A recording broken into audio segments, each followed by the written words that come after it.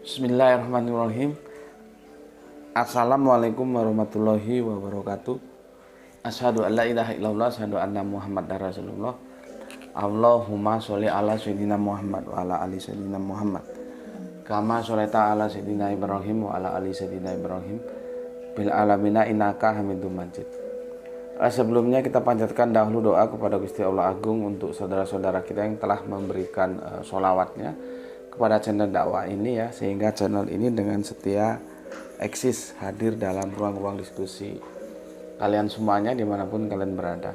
Tentu dengan sebuah harapan insya Allah sholawat itu akan menjadi catatan langit amal soleh bagi mereka dan keluarganya kelak, dan insya Allah akan terbalaskan dengan balasan yang lebih baik lagi. Kemudian untuk seluruh viewer terkasihku di mancanegara di dalam negeri, aku ucapkan terima kasih atas apresiasinya. Semoga selalu, always, dan tidak pernah never ya, bertumbuh menjadi satu pribadi tangguh yang anti skip dan anti download. Bagi yang berkenan silakan saja di share, tapi linknya jadi jangan diunduh, dipotong-potong lalu diunggah ulang. Aku nggak pernah kasih izin untuk yang seperti itu. Kemudian kepada kalian semuanya matur numbah nuwun, terima kasih banyak-banyak ya atas doa-doa baiknya untukku dan keluarga, dan aku juga berdoa semoga kebaikan itu tercurahkan bagi yang mendoakan ya. Sebagai sesama saudara kita saling mendoakan dalam kebaikan, dan insya Allah doa kita bagian dari sekian banyak doa yang dikabulkan oleh Gusti Allah Agung. Amin amin ya rabbal alamin.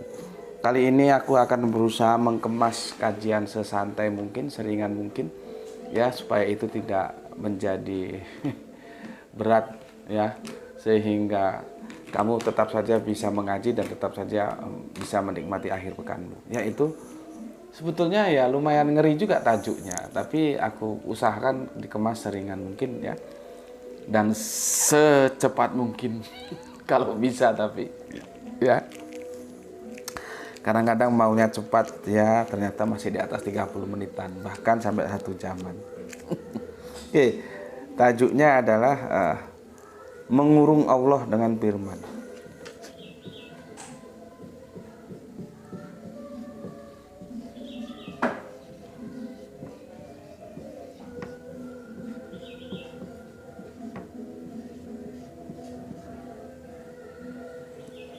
Biasanya Allah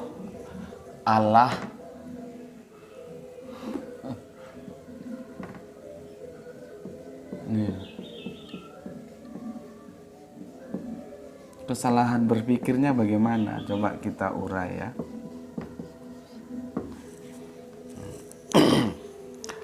Sebelum kita lanjutkan, aku baca dulu komen yang masuk dari kalian ya, sehingga aku tidak punya lagi hutang.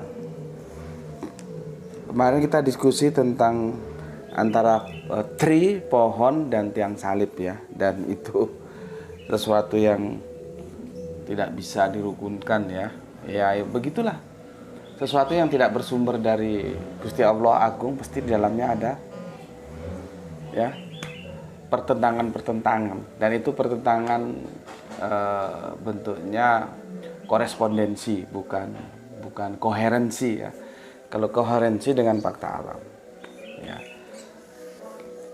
Oke, kemudian aku baca komen yang masuk dari Rio Anwar Kusuma, Jakarta Selatan, hadir Gus. Oke, terima kasih untuk Rio Anwar Kusuma. Salam Isra untuk semua saudaraku yang ada di sana. Kita lanjutkan kepada freedom. Freedom lumayan referensinya banyak ini ya. Kemarin yang kita bahas itu tentang pohon itu ya. Di sini dinukil freedom ya, cetakan bahasa Jawa tahun 1940, tertulis Kajeng ya, Kajeng. Kemudian cetakan bahasa Indonesia tahun 69, kalau tadi kan 40, tertulis kayu ya. Cetakan NIV tahun 1979 tertulis tree ya, tree.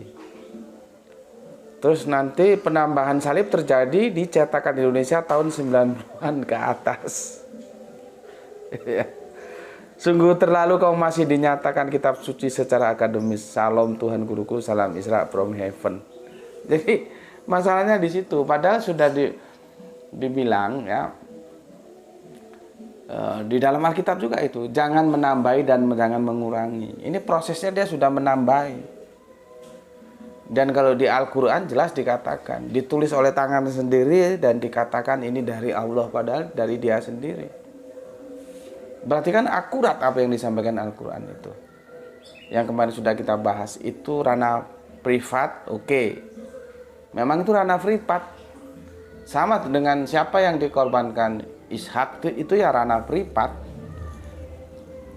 Terus bagaimana di tengah dunia yang sudah global ini? Ya kita harus saling memaklumi saja, biarkan aja kedua-duanya masuk ke dalam ranah publik gitu ya. Gitu. Jadi itu juga terjadi sebuah sikap yang itu harus disiapkan gitu loh. Ya karena memang ranahnya sudah bias, mana publik, mana privat itu kan sudah samar gitu ya. Oke. Dan Al-Quran memberikan kritik, ditulis oleh tangan sendiri, dikatakan itu dari Allah ya. Berarti kan akurat. Dan itu bisa buktikan. Perhatikan. Cetakan bahasa Jawa 1940 tertulis kajeng. Kajeng itu kayu loh, dan kayu itu bukan pohon. Kalau pohon mesti kayu. Kajeng itu nanti lain lagi. Beda. Ya. Kalau sudah ditebang itu bukan pohon lagi, orang Jawa nyebutnya kajeng. Kajeng jati, kayu jati. Tapi ketika dia masih mengakar, ada batang, ada daun, nah itu baru wit. Wit itu pohon. Ya. Nah, di sini kajeng, berarti dia kalau kajeng itu kayu yang bukan pohon. Sementara dalam edisi bahasa Indonesia tahun 69, kalau tadi kan bahasa Jawa tahun 40 itu kajeng. Tahun 69 bahasa Indonesia itu kayu. Ya. Nanti NIP tri, ya. Ternyata penambahan salib terjadi di cetakan Indonesia tahun 90-an ke atas. Ya, sungguh terlalu kalau masih dinyatakan kitab suci secara akademis. Ya, itu masalah internal saudara Kristen kita lah ya. Kita hanya memaparkan, tidak menambahi, tidak mengurangi, ya itulah fakta yang ada di lapangan. Silahkan Anda bagaimana mensikapinya.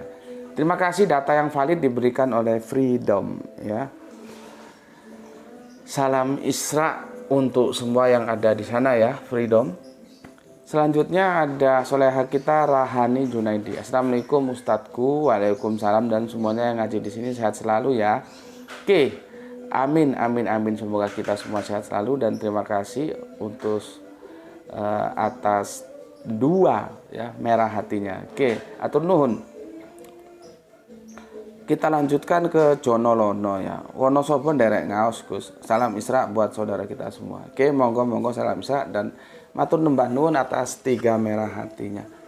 Dilanjutkan Kang Sahran Gipari menyimak setelah 2 jam tayang. Malam minggu yang ceria. Mantap. Ya, mantap ini. Kemudian Kang Nurkolis, alhamdulillah berpes hadir ngaji. Salam sehat selalu. Salam baru, bukan ulama lah ya. Gue baru, bukan ulama. Dan salam Islam rasional guru. Oke, matur thank you. Terima kasih untuk Kang Nurkolis. Salam Isra juga untuk yang di sana. Kemudian soleha kita Gispati Palu hadir. Salam Isra Tuhan Guru dan buat semuanya. Oke, terima kasih untuk 3 merah hatinya dan salam Isra semuanya untuk yang di sana. Kemudian yang punya Cirebon ada Kang Juwanto Anto. Assalamualaikum warahmatullahi wabarakatuh. Waalaikumsalam. Cirebon hadir, izin ikut ngaji Gus. Judulnya bikin penasaran. Baik dipahami secara harafiah maupun dipahami secara sastra. Salam Isra, Islam rasional. Oke, terima kasih juga salam Isra untukmu. Matur nuwun atas 5 merah hatinya. Ya memang begitu. Ya, memang begitu dan faktanya memang begitu. Ya. kan aku hanya memaparkan saja ya antara pohon dan kayu salib. Ya. Nggak bisa dirukunkan itu. Oke, dari Kang Juwanto Anto kita ke ini di Taku-Taku. Assalamualaikum, waalaikumsalam warahmatullahi wabarakatuh. Gus Bekti sehat selalu and salam Isra Gus. Oke, salam Isra juga untukmu yang ada di sana dan matur nuwun Nun atas 3 merah hatinya. Semoga sehat selalu ya, selalu dalam kondisi yang prima. Oke, salam Isra. Kemudian untuk sobo iki Oskis, mohon izin menanggapi ya Gus, monggo silahkan. Itulah mengapa saya pernah katakan ketika Rasul Paulus membahas Galatia 3:13, di mana di dalamnya tertera kayu, ya, silau, ya, kata silau dari diksinya silau dalam kurung pohon. Sebenarnya beliau sebagai orang Farisi mengutip dari Ulangan 21, 22 sampai 23 yang di situ dalam bahasa Ibrani juga tertulis etz yang artinya pohon. Yang mana ini juga selaras dengan Sanhedrin 43a yang diyakini oleh orang Yahudi bahwa sosok Yesua yang disebut penyesat itu digantung pada sebuah pohon. Hanya saja keempat Injil kanonik sepakat bahwa Yesua Hamasiah disalibkan. Nah, ini masalahnya. Informasi ini datang dari Kristen Tauhid. Kristen lain mau bantah silahkan. Ya, aku berikan peluang yang sama ya. Jadi bukan karena hanya Kristen Tauhid terus dikasih peluang, enggak. Artinya memang terjadi masalah. Kenapa berubah? Gitu loh. Dan berubahnya menyimpang dari makna sesungguhnya pohon bisa menjadi kayu salib, bisa menjadi kayu. Kalau pohon pasti kayu, kayu belum tentu pohon. Kalau udah ditebang itu namanya bukan pohon tapi kayu. Terus salib pasti kayu, tapi kayu belum tentu salib. Ya, selesaikan sendirilah secara internal ya. Bagaimana hal-hal seperti itu masih bisa dianggap sebagai sesuatu yang suci ya. Kan sudah terbukti tidak suci dari kesalahan. Oke. Selanjutnya Kang Wahyudi ya. Assalamualaikum Gus, waalaikumsalam. Antara pohon dan kayu salib, pohon itu tanaman. Ini betul ini si Yudi ini ya. Antara pohon dan kayu salib, pohon itu tanaman yang masih tumbuh hidup.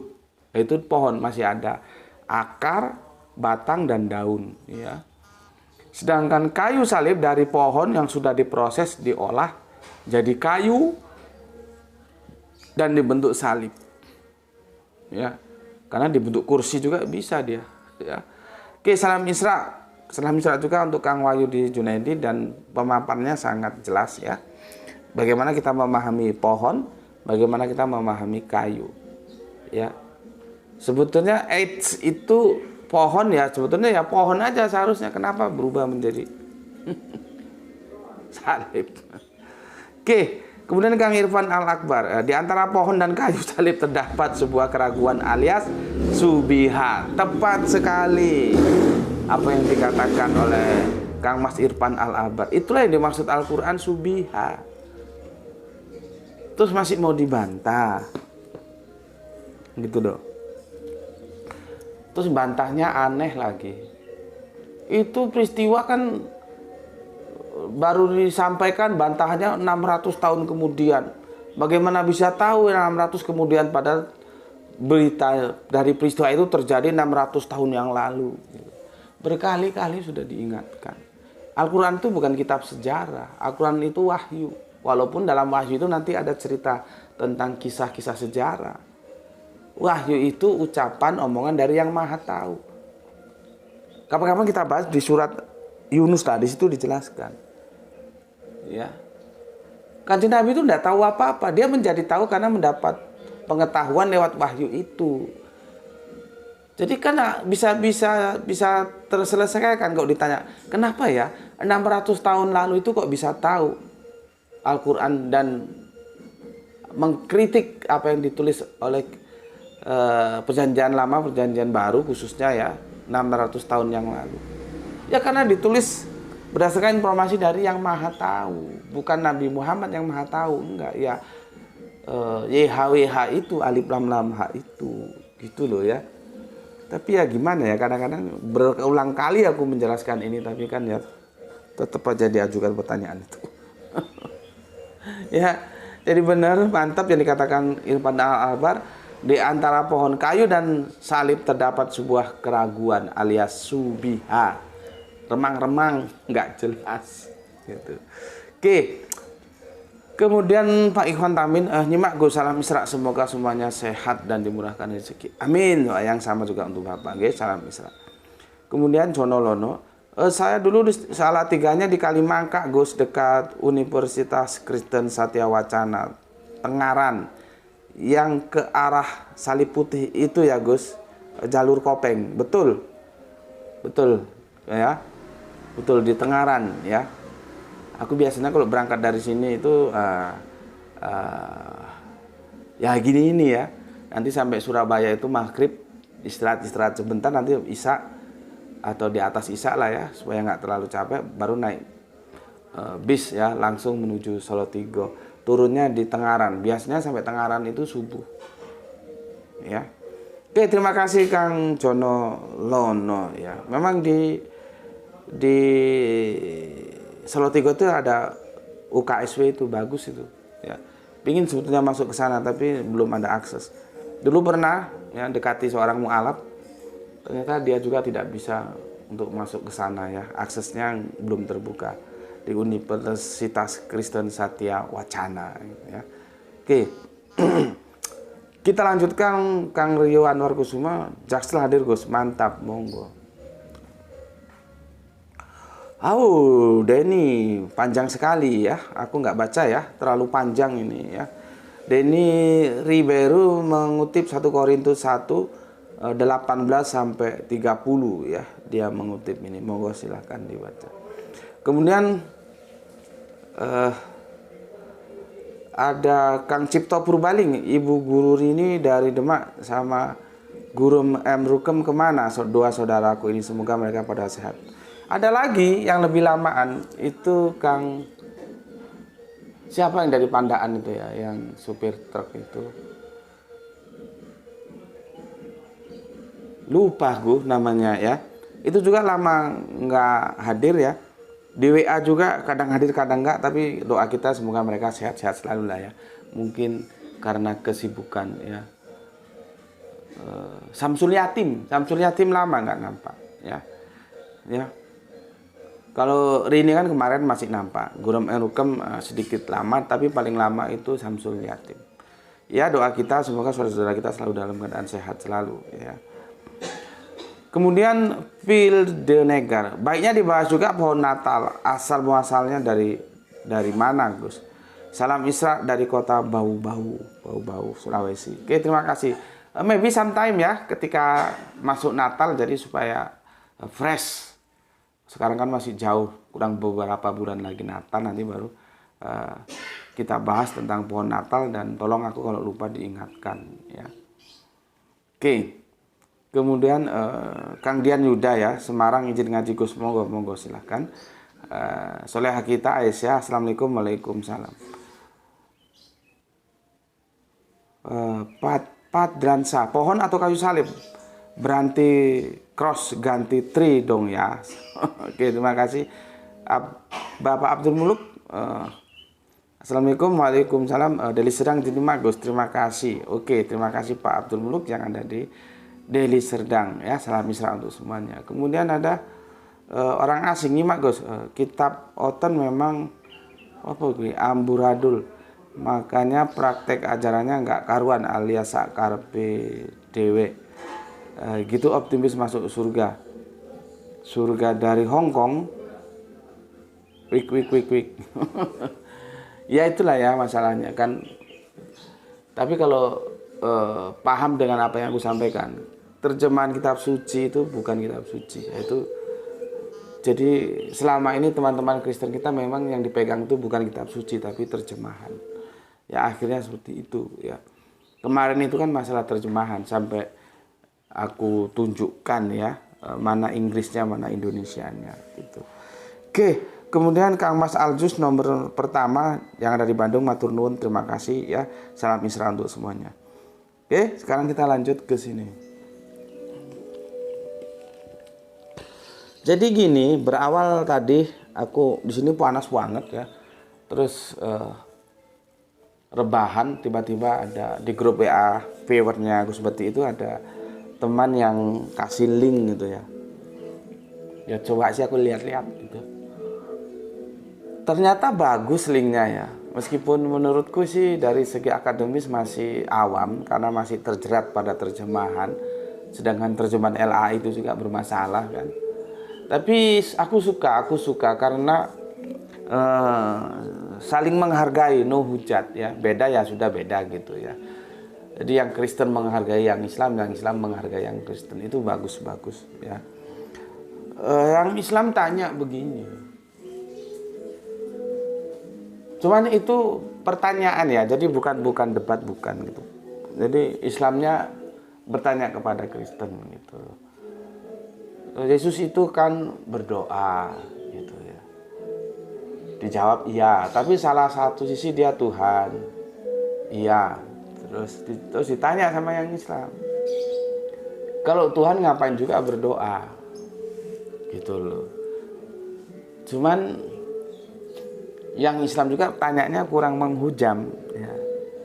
Berdoanya itu kepada siapa gitu ya. Mengapa berdoa dan berdoanya kepada siapa? Harusnya kan begitu. Ya inilah perlunya mengasah kekritisan kita ya. Jadi perlu ilmu mantik. Mantik itu ilmu apa ya? Ilmu logika, ilmu filsafat atau apa gitu ya. Lalu dijawab oleh temannya yang Kristen gitu. Ya karena apa? Yesus sebagai Tuhan dan dia berdoa gitu. Maka dia jawab ya, Tuhan ini telah menjadi manusia. Itu kan ada di Yohanes 1:14 itu ya. Aku bacakan, firman itu telah menjadi manusia ya dan diam di antara kita, dan kita telah melihat kemuliaannya, yaitu kemuliaan yang diberikan kepadanya sebagai anak tunggal Bapa, penuh kasih karunia dan kebenaran. Itu ya, mengutip itu. Tuhan telah menjadi manusia. Karena dia menjadi manusia, biasalah ya, ini selalu disampaikan oleh apologet saudara Kristen kita. Maka dia masuk dalam perilaku manusia, termasuk berdoa itu.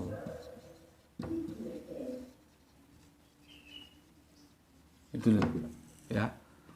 Yang masalahnya, teman Islam kita setelah dijelaskan tuh dia diem aja gitu ya. Kan tadi yang penting sebetulnya Tuhan menjadi manusia ya. Ya. Sehingga dia berperilaku manusia. Ya. Ya, dia kan berdoa sebagai perilaku manusia. Ya, doanya itu kepada siapa? Kepada dirinya sendiri. Berarti kan ada satu kekuatan yang itu maha segalanya, tempat di mana dia berdoa untuk memohonkan.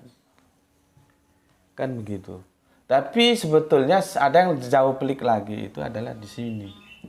Kenapa Tuhan harus menjadi manusia? Itu loh. Ya, teman Kristen kita menggambarkan gini, Putin, dia ambil istilah Presiden Putin. Ini menjadi petani. Maka dia ya berperilaku petani. Apa ya, mencangkul. Seharusnya kan ditanya, no, kenapa Putin kok harus jadi petani? Karena dia punya otoritas presiden kok. Apa pula perlunya menjadi petani? Dia tinggal dia berkata saja. Apa yang dia mau jadi. Sama dengan ini, kenapa Tuhan harus menjadi manusia? Dia berkata saja sudah jadi sesuai apa yang dia katakan. Gitu loh. Nah, di sini adalah kesalahan memahami ketika firman itu telah menjadi manusia. Jadi Allah itu dikurung oleh firman. Gitu loh ya. dikurung oleh firman. Aku hapus ini ya. Ini mantiknya sudah ngerti ya. Kan harus ditanyakan dong, kenapa Tuhan kok jadi manusia? Kenapa harus menurunkan anaknya kemudian disalib untuk mengampuni dosa manusia? Buya tinggal ngomong, dosamu aku ampuni. Selesai kan? Nggak harus bikin drama kolosal penyalipan. Terus membangun lagi sebuah pernyataan oleh Paulus, karena satu manusia semua berdosa dan karena satu manusia semua terbebas dari dosa itu. Nah, pada konteks ini aku mengkritik Paulus. Tapi dalam konteks teos aku membela Paulus. Ya. Kan harus ditanya, kenapa Tuhan menjadi manusia? Masalahnya teman kita yang Islam juga ya dia juga awam sih ya. Jadi nggak melihat bangunan apologetnya ini sangat-sangat lemah. Karena apa? Intinya itu di sini. Kenapa Tuhan kok harus menjadi manusia? Ketika dia mengambil contoh Putin dan petani, apa perlunya Putin menjadi petani? Gitu loh. Ya. Oke. Sekarang aku menusuk ke sini ya.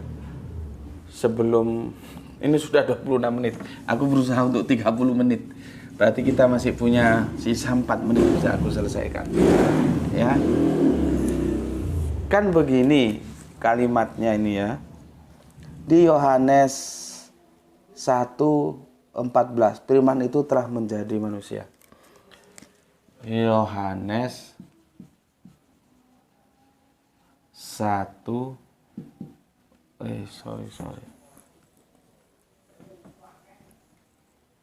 Yohanes 1:14.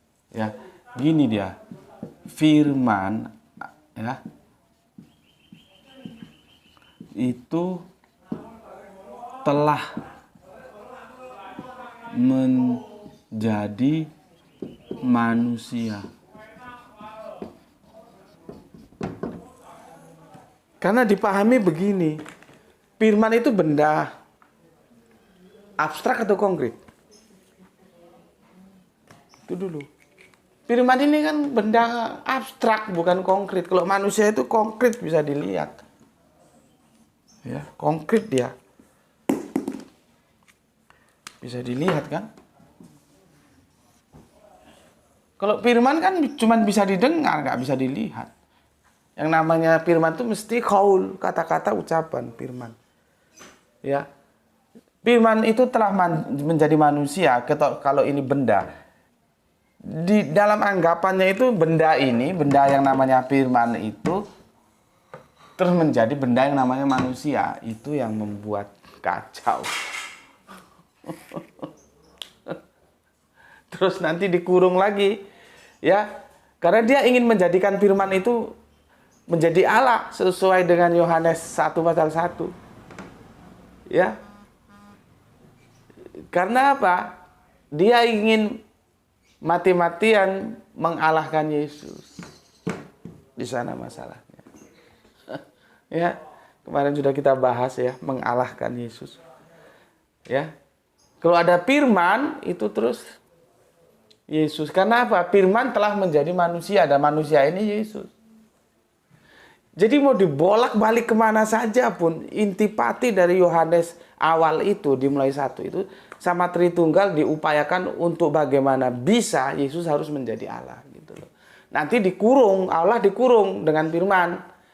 Dia bilang, lah dulu mana Allah dengan firman? Ketika Allah tidak punya firman, dengan apa dia menciptakan? Karena dalam anggapan mereka, setiap mau menciptakan Allah harus berfirman. Padahal enggak.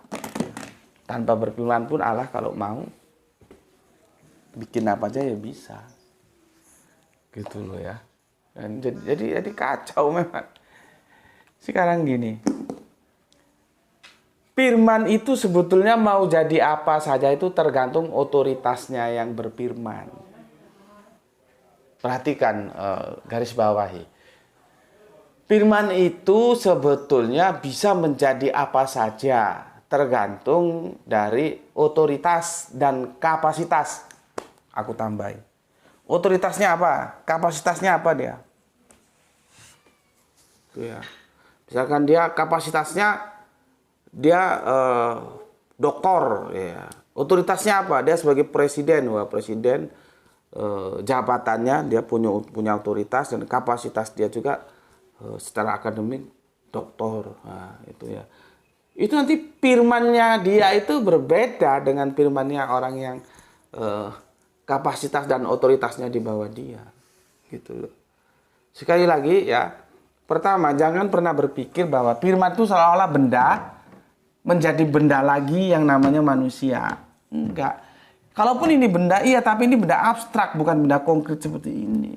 Dan firman itu nggak bisa diapa-apain, bisanya ya didengar. Seperti gue kan berfirman ini. Ya, cuman kan kurang enak kalau ngomong gue berfirman. Gue berkata-kata. Lu bisa indera kata-kata gue lewat apa? Lewat suara, artinya didengar kan? Nggak mungkin bisa dilihat. Nggak mungkin bisa disentuh. Itu firman. Itu kata-kata. Jadi firman, kata-kata, qaul sama dia.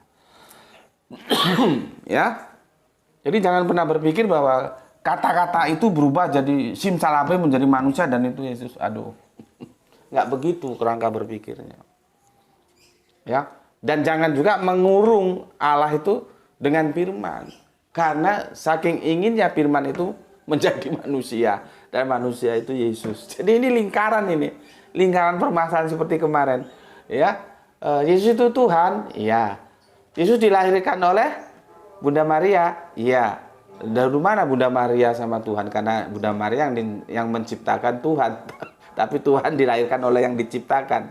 Bagaimana itu? Ya, Tuhan dilahirkan oleh yang Dia ciptakan. Itu gimana? Kan dia kacau. Sama seperti ini, ya. Nah, tapi kalau kamu tidak menguasai, nanti terkena permainan yang namanya mantik. Mantik itu ilmu logika ya, tepatnya itu. Ya seperti teman yang tadi itu, di mana teman Kristennya menjelaskan kepada teman Islamnya yang bertanya, dijelaskan ya, dia ya akhirnya ya diem-diem aja, nggak bisa menyangga. Menyangga maksudnya bukan sekedar menyangga ya, tapi menyangga menjadi sebuah ketidakbenaran menjadi kebenaran. Artinya apa? Untuk apa? Ya, Tuhan itu menjadi manusia. Kan begitu. Untuk apa Putin menjadi petani? Orang dia sudah bisa tinggal ngomong aja kok. Oke, sekarang gini logikanya. Firmanku itu bisa jadi kopi.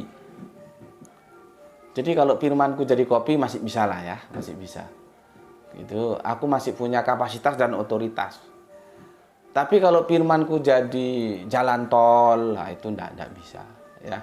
Jadi dermaga, jadi pelabuhan, jadi jembatan, jadi lapangan terbang, itu enggak bisa. Karena aku enggak punya kapasitas dan otoritas di situ. Ya. Nah, kalau jadi kopi, firmanku bisa jadi kopi. Atau jadi pisang goreng bisa.